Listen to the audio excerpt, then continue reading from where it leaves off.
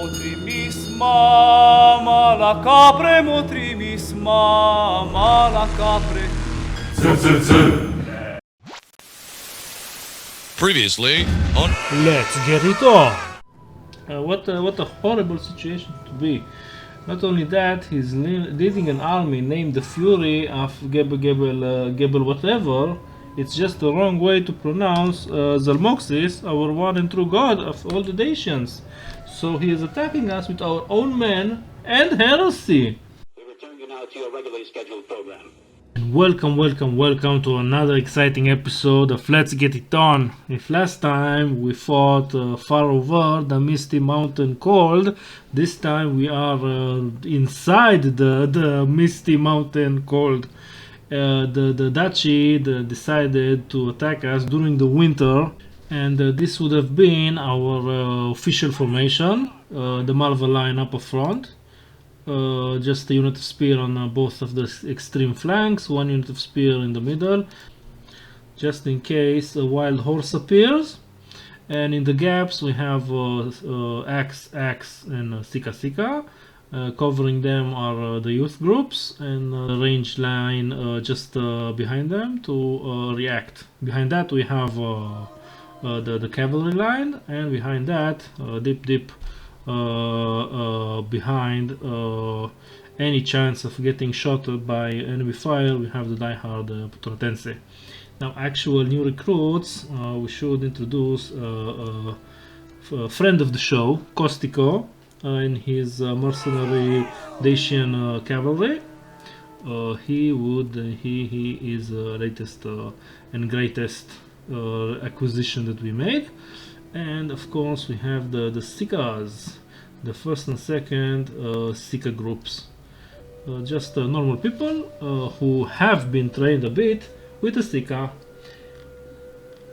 And here comes the reinforcements, and the battle starts with something the Duchy are totally incapable of: an act of kindness. Instead of stealing food from hungry mothers who just try to feed their hungry children in a harsh winter, we will tell the citizens that came to defend the cities that they can go home. Thank you very much for your service, but let's be honest, if it actually comes to you to defend Malva, we're screwed. So we just the two regiments of what, you got lost? Where are you going? No, that's the wrong direction. The enemy is over there. I guess the mist is too overwhelming. And this is actually the garrison that we will use. Some nice forksmen, a ton of militia, and 3 regiments of bows. They will slowly join our main formation and totally distort it into some kind of a monstrosity that we will only use once, but it's good training. Oh my god, those citizens, they are to go home, don't go to the enemy. Oh, silly people. Let's see, can we see the enemy? It looks like the enemy is also in somewhat of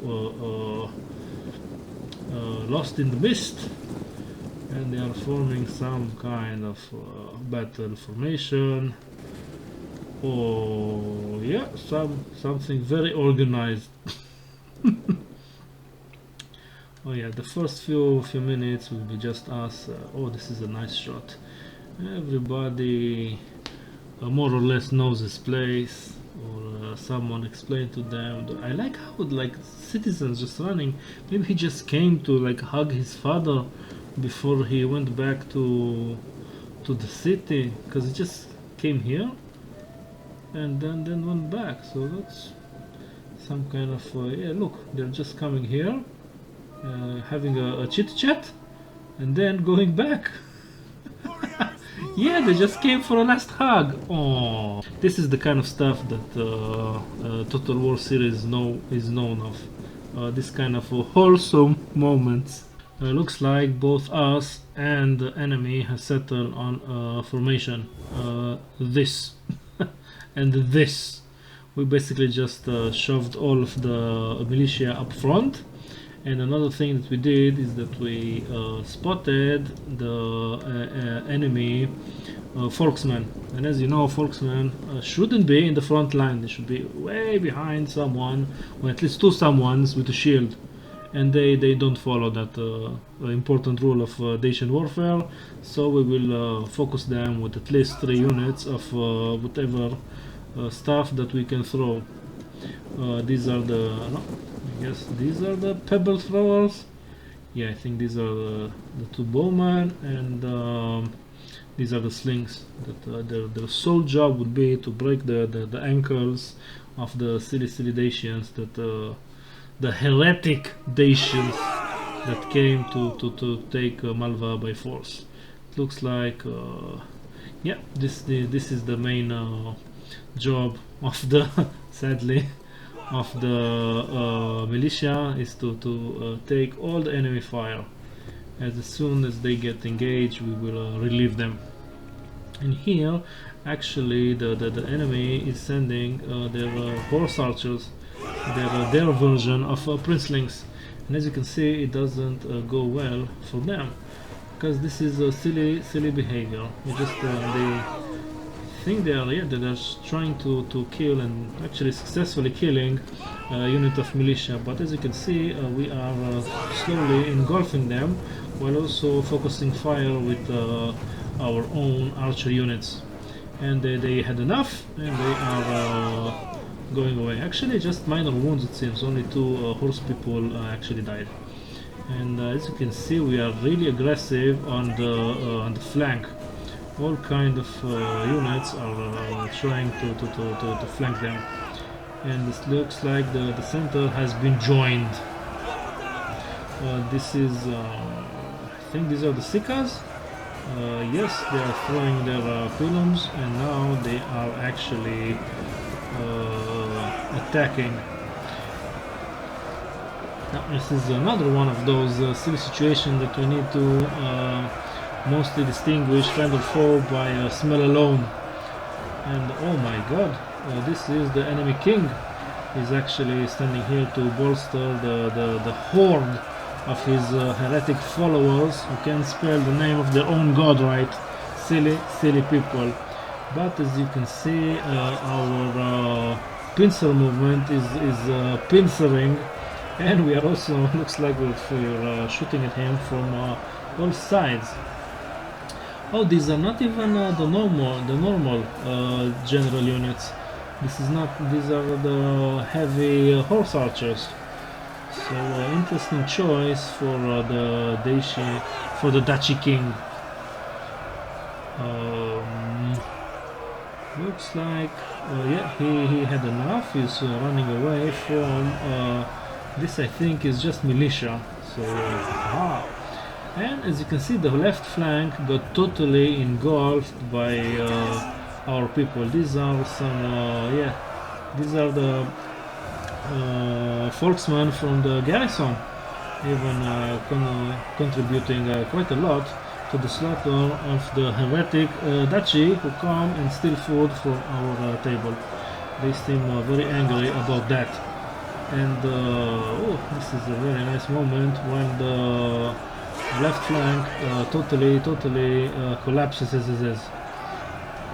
It looks like we won here.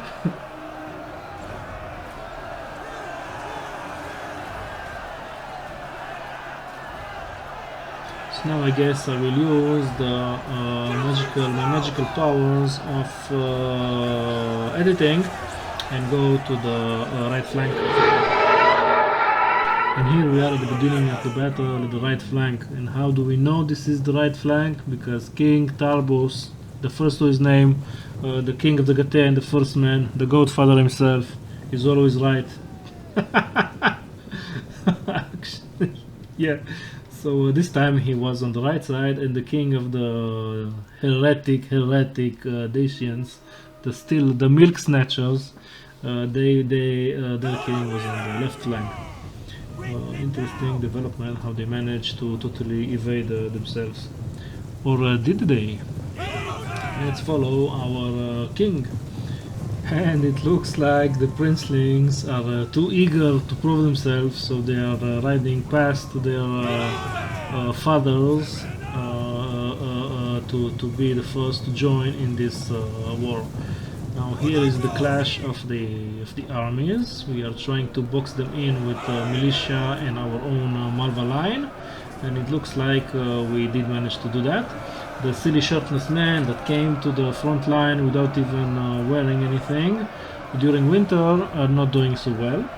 And here, after we box them, we are using our own shirtless man who didn't brought anything to wear during winter to flank them. They would take some casualties from any fire, but these are garrison units and we care slightly less about them because they are probably Burididavense and they are a bit paranoid people who only care about the Romans that are coming.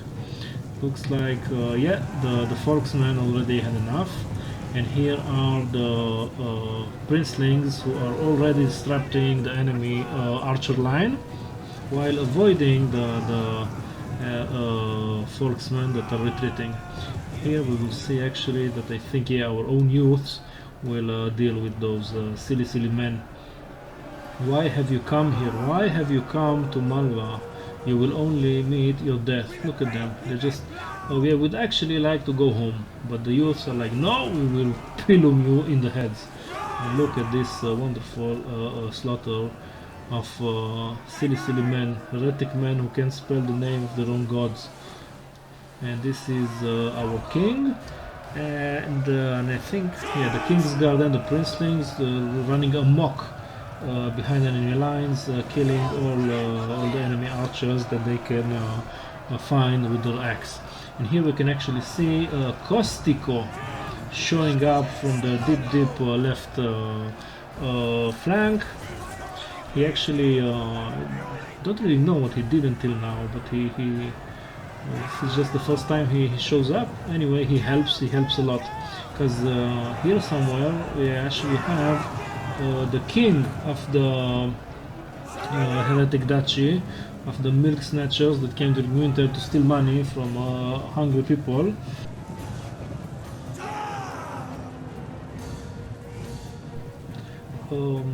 Yeah, I think this is, yeah, the princelings are were sent to make sure that some archers don't come back, while the actual cavalry, here we have Costico taking care of the left flank, and on the right flank we have the king somewhere. No, actually this is the king and Costico, the King's Guard unit and Costico, who are hammer and anviling on the enemy line. Actually, this was a kind of usually we leave some more gaps to actually have where to hammer and anvil, but this time it was a bit chaotic. And also the enemy that are for some reason they don't know how to retreat. Instead of retreating you know, towards the, not towards the charging cavalry, they actually retreated into charging cavalry, and oddly enough somewhat disrupted our own charge. And this is just wonderful. I was supposed to focus on the right flank, but just look at this slaughter. I think the battle is officially over. We just have some stragglers, and now the chaos that we see is actually our own men struggling to form, actually to capture, because we end up capturing almost 600 men. So it's a race to be the first to capture a few men for the ransom, or get a slave, or just to kill, you know, depending if you are Buridavense, Potolatense, or other, you know, if you're sane or not. And as you can see, men are also rushing towards getting the right ticket to the victory parade, because this is the most important part of any battle, how you celebrate the slaughter of your enemies, and you should do it with glee and gust. So yeah, this is actually a really big one, because we don't usually field 23 units but this is a large exception. The only unit that didn't participate at all in the victory parade was the Princelings. They, as you can see, they are deep behind enemy mist. They are the mist riders, capturing as many men as we can, because those men are heretics and milk snatchers and the scum of the earth. They are basically just like us, only even more evil. And one eternity later, we are joined to the final moments of the official victory parade in the center of Malva, but we can't see the city because of the mist and the fog. And these are mainly the two units of cavalry, the King's Guard, admiring our new clutch hiring Costico and his men, who did quite a number. It's really good to have two units of heavy cavalry when you're fighting naked men in the winter. We are at the best part of these videos, the showing of the numbers. The MVPs are of course the Potulatense, who did 526 kills. This is just admirable, especially since they didn't get any special treatment. We had 3 units of Volksmen, and visually I couldn't differentiate between them, so they were just they didn't get any preferential treatment, say it like that. So they just randomly totally slaughtered the enemy. And other units that excelled, everybody excelled. Maybe the archers did not as much damage as we would like to, but I kind of ordered them to stop shooting, and there were a lot more archers this time. Usually we only have the units that are focusing fire, there are fewer. The Seekers, as we can see, actually, yeah, let's compare the Seekers and the X-Men. One unit of X-Men got a lot of casualties and only about 200 kills. As you can see, the 2 units of Seekers, I think, outperformed the X-Men. And these are so-called warriors, and we pay them quite a lot more than the Seekers. So we might even think about just ditching the X-Men and the self-proclaimed warriors and just get more Seekers. Even give your opinion in the comments below. And we did it. It was surprisingly not that bloody as I initially thought. We only lost 548 men, and some of them were just from one specific militia unit from the garrison. So all in all, not bad. Not bad. The main question is what to do with the captives. Of course, we would like to kill them for blasphemy, but I think Calm King Tarbus will decide to ransom them because we are hella poor and starving.